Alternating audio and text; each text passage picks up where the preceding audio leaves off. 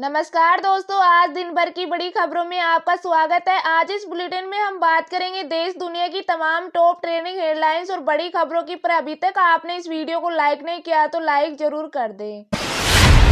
राज्यसभा में मोदी की 92 मिनट की स्पीच, कहा हमारा एजेंडा नेशन फर्स्ट, कांग्रेस का मॉडल फैमिली फर्स्ट, सत्ता सुख के लिए लोकतंत्र को कुचला। जी हां, पीएम नरेंद्र मोदी ने बुधवार को राज्यसभा में राष्ट्रपति के अभिभाषण पर धन्यवाद प्रस्ताव पर जवाब दिया। उनकी 92 मिनट की स्पीच सरकार के सबका साथ सबका विकास पर फोकस रही। इसके जरिए कांग्रेस पर निशाना साधा। पीएम ने अपने भाषण में बाबा साहेब अम्बेडकर, आरक्षण, यूसीसी, आदिवासी, दिव्यांग, ट्रांसजेंडर, नारी शक्ति और इमरजेंसी का जिक्र किया। कांग्रेस और विपक्ष को घेरने के लिए कविताएं पढ़ी। भाषण के बीच में कहा, माननीय खड़गे जी, आपके सामने शेर सुनाते रहते हो और सभापति जी आप भी बड़ा मजा लेते रहते हैं। एक शेर मैंने भी पढ़ा था। पीएम ने कहा कि 1970 में जब चारों ओर कांग्रेस का राज चलता था, तब फिर गोपाल दास नीरज की एक और कविता फिर दीपक जलेगा प्रकाशित हुई थी। उन्होंने कहा, मेरे देश उदास न हो, फिर दीप जलेगा तीमर डलेगा। इसके बाद पीएम ने पूर्व पीएम अटल बिहारी वाजपेयी की कविता का भी जिक्र किया। उन्होंने कहा कि आज से 40 साल पहले अटल जी ने कहा था कि सूरज निकलेगा, अंधेरा छटेगा, कमल खिलेगा। संसद में विपक्ष का हथकड़ी पहनकर प्रदर्शन, पोस्टर लहराए। इसमें लिखा था, बेड़ियों में हिंदुस्तान नहीं सहेंगे ये अपमान। जी हां, भारतीयों के अमेरिका से डिपोर्टेशन मुद्दे पर गुरुवार को संसद में हंगामा हुआ। विपक्षी सांसदों ने सरकार शर्म करो के नारे लगाए। विपक्षी सांसदों ने बाहर आकर सरकार के खिलाफ प्रदर्शन किया। कुछ सांसद हाथों में हथकड़ी पहने नजर आए। लोकसभा स्पीकर ओम बिरला ने कहा, आपकी चिंता के बारे में सरकार को मालूम है, ये विदेश नीति का मुद्दा है। विदेश मंत्री एस जयशंकर ने राज्यसभा में कहा, अमेरिका से भारतीयों का डिपोर्टेशन पहली बार नहीं, यह 2009 से हो रहा है। हम कभी भी अवैध मूवमेंट के पक्ष में नहीं है। इससे किसी भी देश की सुरक्षा में खतरा पैदा हो सकता है। उधर कांग्रेस सांसद रणदीप सुरजेवाला ने कहा, हमारे नागरिकों के साथ आतंकवादियों जैसा बर्ताव किया गया है।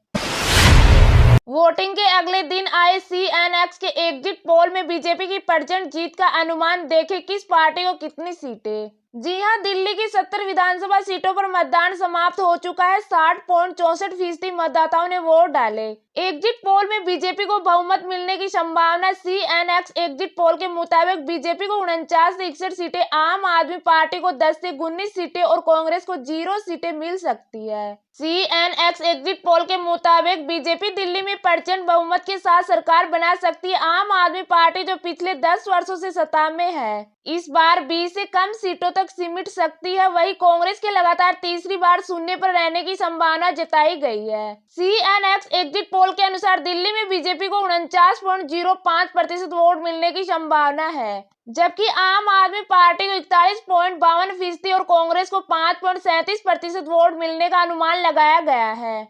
सर्वे के मुताबिक आम आदमी पार्टी के वोट शेयर में भारी गिरावट देखी जा रही है। अब सबकी नजरें 8 फरवरी को आने वाले आधिकारिक चुनाव नतीजों पर टिकी है, जो यह तय करेंगे कि दिल्ली की सत्ता किसके हाथ में जाएगी। आचार्य विद्यासागर महाराज की समाधि स्मृति पर गृह मंत्री अमित शाह ने जारी किया 100 रुपए का स्मृति सिक्का व 5 रुपए का डाक टिकट। शाह ने कहा, उन्होंने भारत को दिलाई अलग पहचान। जी हां, केंद्रीय गृह मंत्री अमित शाह ने कहा कि आचार्य विद्यासागर जी के जीवन का क्षण क्षण और शरीर का कण कण राष्ट्र को समर्पित रहा है। तप और साधना से उन्होंने भारत को विश्व में पहचान दिलाई। शाह ने आगे कहा कि महाराज जी केवल संत नहीं थे, वे विद्वान पुरुष थे जिन्होंने नए विचार को जन्म दिया। शाह आगे बोले, देश की पहचान इंडिया से नहीं बल्कि भारत से होनी चाहिए। G20 की मेजबानी के दौरान दूसरे देशों के राष्ट्राध्यक्षों को निमंत्रण, पीएम मोदी भारत के नाम से गया। केंद्रीय गृह मंत्री ने ये बातें डोंगरगढ़ के चंद्रगिरी में आचार्य विद्यासागर महाराज की प्रथम पुण्यतिथि पर आयोजित विनयाजली सभा में कही। उनके साथ सीएम शाह भी मौजूद रहे। शाह ने आचार्य विद्यासागर की तस्वीर वाला 100 रुपए का सिक्का और 5 रुपए का डाक टिकट भी जारी किया। भारत को 2025 में मिलेगा S-400 का चौथा स्क्वाड्रन। रूस से 5 की डील 3 मिल चुके। 400 किलोमीटर तक रेंज, 80% टारगेट सटीक रहते हैं। जी हां, भारत को S-400 एयर डिफेंस सिस्टम का चौथा स्क्वाड्रन साल 2025 के अंत तक मिल सकता है। इंडिया टुडे की रिपोर्ट के मुताबिक दिसंबर तक S-400 स्क्वाड्रन भारत आ जाए। वही पांचवें और अंतिम स्क्वाड्रन 2026 में मिलने की उम्मीद है। भारत और रूस के बीच 2018 में S-400 के 5 स्क्वाड्रन के लिए 35,000 करोड़ की डील फाइनल हुई थी। इसमें से 3 स्क्वाड्रन चीन और पाकिस्तान बॉर्डर पर तैनात है, 2 का आना बाकी है। S-400 स्क्वाड्रन में 16 व्हीकल शामिल होते हैं, जिनमें लॉन्चर, रडार, कंट्रोल सेंटर और सहायक वाहन शामिल है। ये 600 किलोमीटर दूर टारगेट को ट्रैक कर लेता है और टारगेट हिट करने की रेंज 400 किलोमीटर तक है।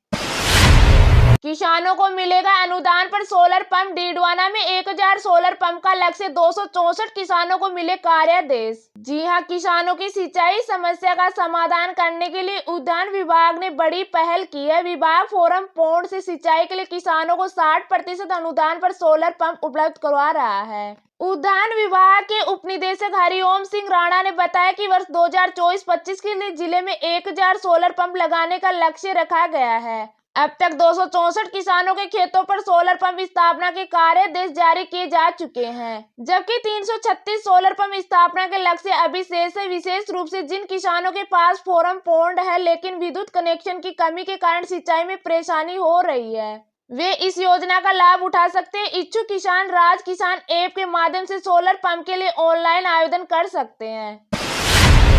एमपी विधानसभा का बजट सत्र 10 मार्च से 24 मार्च तक 9 बैठकें होगी। 11 से 13 के बीच पेश हो सकता है बजट। जी हां, मध्य प्रदेश विधानसभा का बजट सत्र 10 मार्च से शुरू होगा। 24 मार्च तक चलने वाले सत्र में सिर्फ 9 बैठकें होगी। इसके अलावा बाकी 6 दिन अवकाश रहेगा। राज्यपाल मंगूभाई पटेल की स्वीकृति के बाद बजट सत्र की अधिसूचना जारी कर दी गई। बजट 11 से 13 मार्च के बीच पेश किया जा सकता है। बजट सत्र 24-25 फरवरी को आयोजित ग्लोबल इन्वेस्टर समिट के चलते 10 मार्च से शुरू होगा। प्रधानमंत्री नरेंद्र मोदी समिट की शुरुआत करने 24 फरवरी को भोपाल आने वाले हैं, इसलिए मोहन सरकार ने समिट के बाद बजट सत्र बुलाने का फैसला किया है। विधानसभा में मोहन यादव सरकार का यह पहला पूर्ण बजट होगा।